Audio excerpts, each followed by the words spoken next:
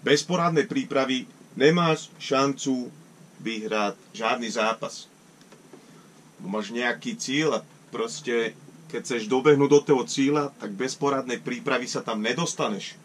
Urevaný Carlos Benda vyzval Aleša Béra na zápas. A Aleš to prijal.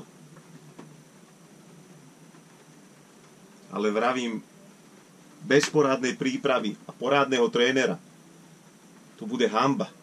Toto nemôžeme dopustiť. Už to bylo raz takýto zápas s amatérem, s Epstruhem, ktorý byl úplne vypustený, jak po technickej, tak po fyzickej stránke. Byla z toho hanba. To len z jediného dôvodu, že to není ten starý psychopat Aleš Bér, co býval.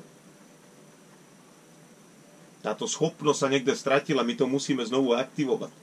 Ja sa ti týmto ponúkam byť tvoj tréner. Som majster Octagonu, bývalý, ja ti dám techniky, základy.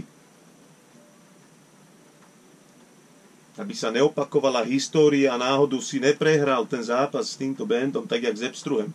Toto sa nemôže dopustiť. Ty musíš byť na to pripravený.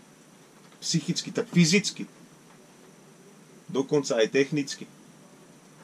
Takže volám späť starého psychopata Béra. Ja ti pomôžem to znovu v tebe aktivovať, bo ty si to stratil. Jak sa mi neozveš, počúvaj, jak sa mi ty neozveš, tak ja si dojdem pre teba. Som na ďalší týždeň u teba, doma. A to bude potom príprava. My zobudíme toho starého psychopata, co je v tebe. Rozumíš? Nerozumíš, ale nevadí, ja si dojdem. Toto nenecháme len tak na nás. Toto ne.